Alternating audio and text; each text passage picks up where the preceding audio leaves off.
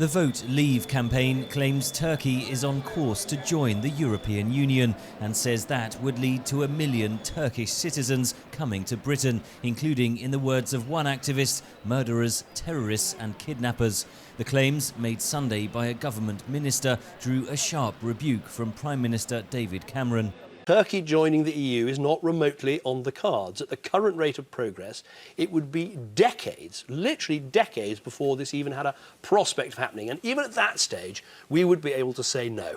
Existing EU members effectively have a double veto on whether Turkey joins, says Damien Chalmers, Professor of EU Law at the London School of Economics. There has to be agreement in the Council of Ministers where the national governments sit, unanimous agreement there. Then after that, Turkey would have to sign a treaty with each of the existing 28 member states to join the EU, and at that moment a national parliament could veto it. The debate comes at an awkward time. Turkey agreed in March to take back refugees from Europe, partly in return for the opening up of new phases in Ankara's EU accession process.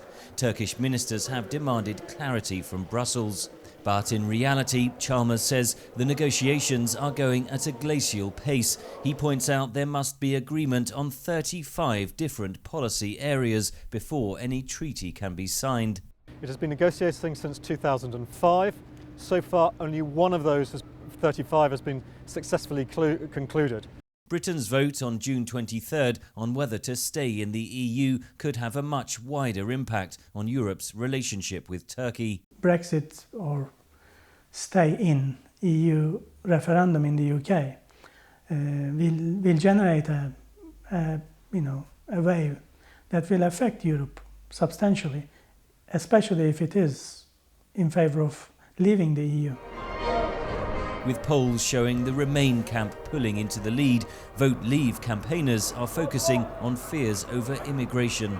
We want our borders back, we want our passports back, we want our country back, and if everyone that agrees with us goes out to vote on June the 23rd, we will make it UK Independence Day. Prime Minister Cameron warned Monday that a vote to leave the EU would be, in his words, the self-destruct option, pushing Britain into recession and causing 500,000 job losses. Henry Ridgewell for VOA News, London.